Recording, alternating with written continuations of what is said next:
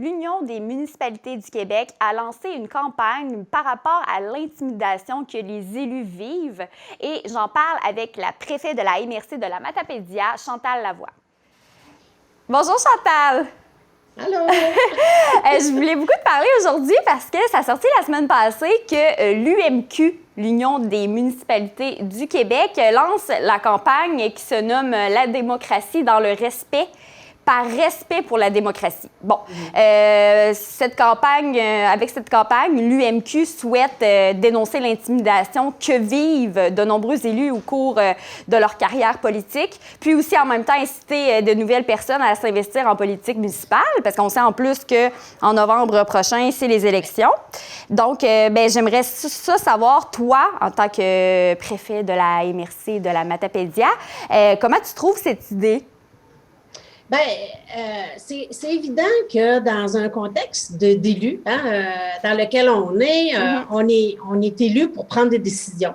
Des décisions, c'est pas toujours facile à prendre. Il y a des dossiers, on le sait, plus fragiles, plus sensibles auprès de la population ou de certains organismes ou entreprises et tout ça. Fait que c'est sûr qu'on se met un peu sur la scène publique, puis on livre nos états d'âme, nos façons de voir, nos façons de penser, qui des fois reflètent pas nécessairement la pensée personnelle, mais plus la pensée politique, soit de la population, soit de ton conseil de municipalité ou de MRC.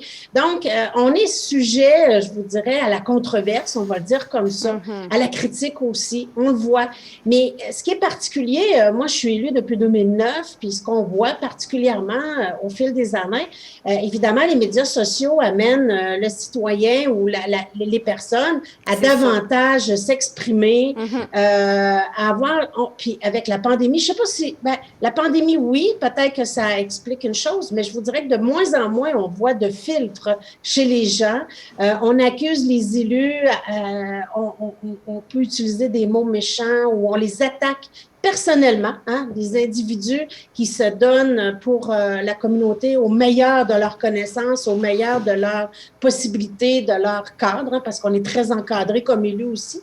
Donc, c'est sûr que ça devient éprouvant, des fois, ça amène des gens à faire attention, on dit cette personne-là n'a pas été politiquement correcte ou bien tout simplement, elle n'a pas la gueule de bois. Mais quand ça sert un peu ta philosophie comme citoyen, c'est bon.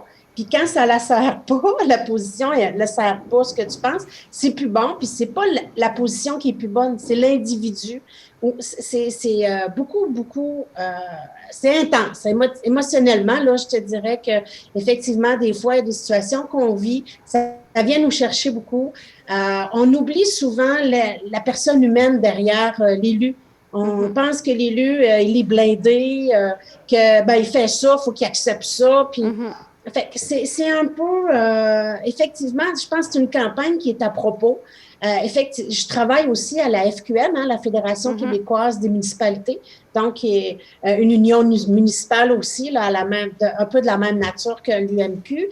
Et puis, je travaille sur un comité femmes et politique, où on parle justement aussi à intéresser plus de femmes à faire de la politique. Quand on est une femme en politique aussi, il y a des stéréotypes, il y a des pensées qui sont là. C'est pas toujours facile non plus. Quoique être un homme en politique n'est pas nécessairement facile, mais être une femme en politique, je dirais que c'est plus touché des fois. Il y a des attentes envers la population qui est différente d'un homme, d'une femme, dépendamment de ton poste aussi. Quand tu es maire ou quand tu es conseiller. Il y a différentes choses comme ça qui rentrent en considération. Est-ce que tu pourrais me donner des exemples de les différences des attentes des citoyens envers une femme? Je vais t'en donner une très flagrante, puis pas trop sensible. Par exemple, je vais dans un gala. Okay? Je vais dans un gala, si j'ai pas une nouvelle robe, si je suis pas bien coiffée, il y a des chances qu'on me dise qu'est-ce qu'elle faisait là, puis tu sais l'image, tandis que mon collègue qui pourrait être d'une autre MRC par exemple, va porter une habit que ça fait 12 galas qu'il fait avec, il a juste changé la chemise et il n'y a pas de problème. Ouais, on va même lui dire, ah, c'est beau, il récupère ses vêtements, c'est bon pour l'environnement. C'est un exemple un peu banal, Ouais, mais c'est un peu ça aussi. Oui. Si une femme va porter une opinion ou lever le ton, on n'a pas le même jugement que si un homme frappe sur un bureau parce qu'il est fâché. Fait que c'est un peu, puis c'est pas nécessairement envers le politique en particulier. Je te dirais, c'est peut-être aussi dans d'autres secteurs, les affaires, des choses comme ça, mais dans le monde municipal, moi, je croyais pas, à ma première élection, je croyais pas que ce fossé-là existait toujours. J'ai été élue en 2009, je pensais dans ces années-là qu'on était au-dessus de ça et tout ça. Malheureusement, je suis obligée de dire que j'ai vécu dans le cadre de ma fonction des événements comme celui-là qui fait que je me suis aperçue qu'être une femme en politique, c'est différent. Je suis dans ma 12e année de mandat. Ça n'a pas été problématique, mais on voit de plus en plus, on le voit, là, il y a sur les médias sociaux ou dans les nouvelles aussi, il y a une nouvelle, le citoyen est de plus en plus proche de ses élus. Les élus sont de plus en plus proches de leurs citoyens. Puis moi, je favorise ça aussi. Mais ça crée un canal aussi plus étroit à ce niveau-là aussi. Donc, on va chercher de plus en plus la position ou des consultations. On consulte nos citoyens, on demande l'avis de nos citoyens. Ça amène aussi des éléments où les divergences d'opinion peuvent être plus frappantes ou plus précises, on va le dire comme ça. Mais c'est difficile des fois de détacher le professionnel du personnel, puis parce que veut pas, c'est ta personne aussi. Là, ce qui est dénoncé plus, c'est vraiment les choses inacceptables, le manque de respect total, même les menaces, il y a des élus qui ont des menaces. Et puis là, qui ont même fait appel à la police, à la Sûreté du Québec, parce que les menaces ont été trop loin, là. Oui. Bien, même dans des conseils municipaux, des fois, la Sûreté du Québec assistait à des réunions de conseil parce qu'il y avait vraiment un climat très tendu entre le conseil et les citoyens. Mais vous savez, ça se vit aussi entre élus. Alors, on le voit dans d'autres MRC, puis je vais en nommer un qui est quand même sur la place publique. On a vu là une conseillère municipale à Rimouski, entre autres, qui a été comme expulsée des comités pléniers de son conseil. C'est sûr que là, voilà, puis là, ben c'est sûr qu'elle se sent persécutée, harcelée, tout ça, mais je veux dire, je veux pas rentrer, je veux pas émettre d'opinion sur la question, là. Je veux juste démontrer que ça se vit aussi des fois entre élus, entre eux, la pression des pairs sur le maire ou sur l'inverse, le maire qui met de la pression sur ses conseillers, ça se voit aussi. Puis la limite est fragile, on le sait, c'est comme dans un cas de harcèlement psychologique. C'est difficile de cerner la ligne, elle est où, parce que souvent on va penser, par exemple, le maire a une autorité, donc il fait juste affirmer son autorité, mais des fois les comportements peuvent devenir harcelants ou justement là, faire atteinte à l'intégrité d'une personne aussi. Mais la limite, la ligne est très mince, c'est difficile. On dirait que les réseaux sociaux permettent d'être plus transparents. Peu importe, je pense que vous êtes plus proches, les élus, vous êtes plus proches des gens. Mais au même moment, effectivement, la population, on dirait qu'on s'en allait un filtre. Oui, mais il y a aussi le seuil de tolérance. Comme individu, moi, je peux avoir un seuil de tolérance plus mince, par exemple, que le tien, Zoé. Toi, tu pourrais accepter un commentaire que moi, je ne pourrais pas accepter, par exemple. Il y a il y a différents éléments comme ça aussi qui rentrent en considération. Oui, puis aussi, présentement, avec la crise sanitaire que nous vivons, j'ai l'impression que les gens sont moins patients. Donc, j'imagine que des fois, ça fait du bien de peut-être s'acharner sur nos élus, puis... Mais une divergence d'opinion, ça s'exprime. Mais il y a des façons de l'exprimer. C'est pas en menaçant quelqu'un ou en attaquant quelqu'un qu'on peut faire valoir son point de vue, je pense. Mais en général, en tout cas, moi, je vous dis, dans ma tapédiole, en général, ça va plutôt bien. Des fois, il y a peut-être... Des fois, des gens vont te dire quelque chose aussi, puis, tu sais, quand je disais le seuil de tolérance, la communication, c'est la base, hein, on le sait, c'est quelque chose de primordial. Fait que quelqu'un va utiliser un vocabulaire ou une façon de t'aborder qui va venir t'attaquer, tu vas te sentir attaqué, alors que pour quelqu'un d'autre à côté, pas du tout, ça n'a pas été un ton, ça n'a pas été il l'a pas pris au même niveau ou interprété de la même façon. Fait que, mais je pense que il faut quand même dénoncer ça. Moi, je suis plutôt en faveur de cette campagne-là parce que c'est pas toujours facile de faire ce qu'on fait comme élu aussi. Moi, j'ai toujours comme conviction que les élus le font de bonne volonté, ils le font à cœur, ils le font avec leur cœur, ils mettent souvent beaucoup de temps, beaucoup d'énergie.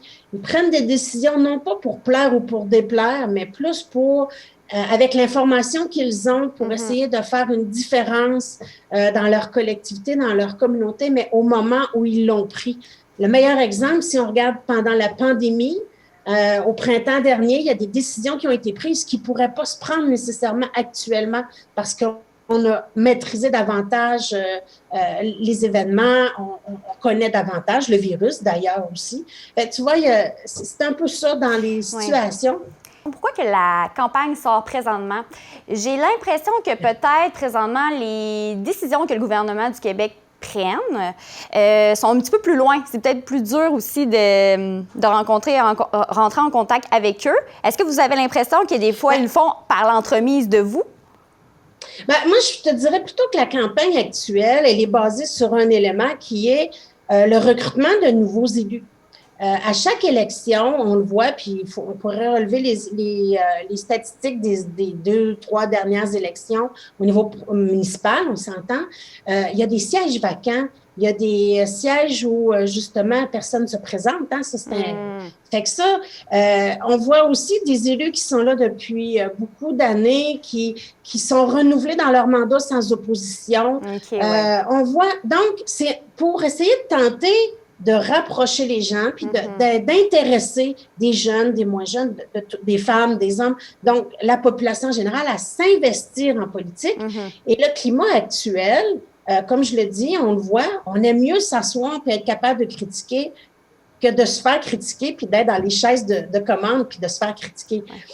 Donc, c'est un peu humain. Il y a différentes raisons, mais je dirais que la campagne, elle est là aussi pour justement sensibiliser les gens à cette réalité-là, puis de dire, c'est quand même... Moi, je suis une vendue. Je ne pourrais pas dire que j'aime pas la vie d'élu, puis de participer à l'action, à la dynamique collective. Mais il y a ses pendants positifs, il y a ses pendants négatifs. Mais ce qu'il faut dire, c'est qu'un élu n'a pas à accepter certains comportements, certaines façons de se faire aborder, certaines situations, comme Chantal Lavoie, dans sa vie personnelle, n'a pas à accepter non plus. Non, donc, mais c'est parce que aussi la vie personnelle et la vie professionnelle, c'est deux choses différentes. Mais je pense que ça vient avec le travail d'être une personnalité publique et représenter la population, de se faire dire un peu... par les citoyens, qu'est-ce qu'on aime moins, mais il y a des places pour ça, comme les conseils municipaux, exemple. Mais il y a des façons de le dire aussi. Il y a des façons de le dire aussi, mais comme se présenter, bien là, présentement, c'est virtuel, là, mais poser des questions durant les réunions, les réunions du conseil, etc., moi, j'ai toujours eu mon téléphone, toujours été disponible aussi. Je retourne mes appels. J'essaie de garder ce lien-là, de répondre à une question. Ça se fait répondre à des questions, puis de se faire dire tout simplement, Madame Lavoie, je ne suis pas d'accord avec vous. Je suis capable de le prendre, puis je puis c'est dans nos droits de le faire aussi. Mais me faire traiter de plein de noms parce que j'ai pris une telle décision ou j'ai dit telle chose, ça, c'est pas acceptable. Oui, ça n'a pas sa place. Je pense que c'est un peu ça aussi qui est dénoncé pour dire aux gens, malgré tout ça, ayez pas peur, impliquez-vous, faites quelque chose, puis c'est vraiment... c'est exigeant de faire cette tâche-là, oui, mais je veux dire, c'est tellement gratifiant aussi. Puis nos collectivités, ça a un impact direct sur ce qu'on vit comme citoyen, comme matapédien aussi. Et c'est là l'importance de tout ça, parce que qui de mieux que nous, comme matapédiens ou comme membres d'une communauté de la Matapédia, pour être capable de voir ou de travailler à faire avancer notre communauté ou de répondre à des besoins ou de nos gens chez nous. Il y a d'autres moyens que les réseaux sociaux pour faire entendre sa pensée et la façon de le dire aussi. Mais vous êtes ouverte, vous êtes ouverts, les élus, à écouter ce que les citoyens ont à dire. Vous êtes là pour ça, mais il y a toujours un moyen de le dire. Donc, vous, dans la vallée de la Matapédia, vous avez l'impression que ça va quand même bien au niveau de... écoutez, en global, en général, oui. Je ne dis pas qu'il n'y a pas eu des cas d'exception. Hein. Il y a des situations parfois qui peuvent arriver. Sens, là, sur un des territoires. Non, parce qu'on voit d'autres élus, des maires, exemple, dans d'autres municipalités, que même les médias embarquaient, que ça allait loin. C'est pour ça que je dis ça. Nous, dans la vallée, ça va relativement bien pour l'instant. Mais oui, effectivement, il y a toujours... il y a des choses qu'on ne sait pas. Oui, il y a des choses qu'on ne sait pas. C'est peut-être mieux de ne pas savoir. Si on prend ce que le maire de Matane a annoncé en disant qu'il y a eu une lettre de menace, qui a déposé une plainte à la Sûreté du Québec. S'il ne l'avait jamais dit, on ne l'aurait probablement jamais su. Non, c'est ça. Ça dépend aussi. Ça, il y a des choses quand même aussi qui se font. Puis ça, malheureusement, je trouve ça très triste, ce comportement-là, parce que, comme je le dis, que le maire de Matane, il y a des gens qui peuvent l'aimer, il y a des gens qui ne peuvent pas l'aimer, mais il accomplit sa tâche dans la mesure du possible, puis de ce qu'il est comme individu, mais de ce que son conseil, de son organisation mène aussi. Recevoir des menaces, c'est fort. Là. Chantal Lavoie, préfet de la MRC de la Matapédia, merci beaucoup d'avoir abordé avec nous aujourd'hui ce sujet de la campagne de l'UMQ, la démocratie dans le respect, par respect pour la démocratie. Merci beaucoup, puis on se reparle bientôt après le couvre-feu. Ça serait intéressant de se parler, de voir si ça va se prolonger. Après le 8 février, parce qu'on ne sait pas pour le couvre-feu. On ne le sait pas. Donc, je pense que ça va être ça notre prochain sujet. Merci, au revoir. Parfait, bonne fin de journée.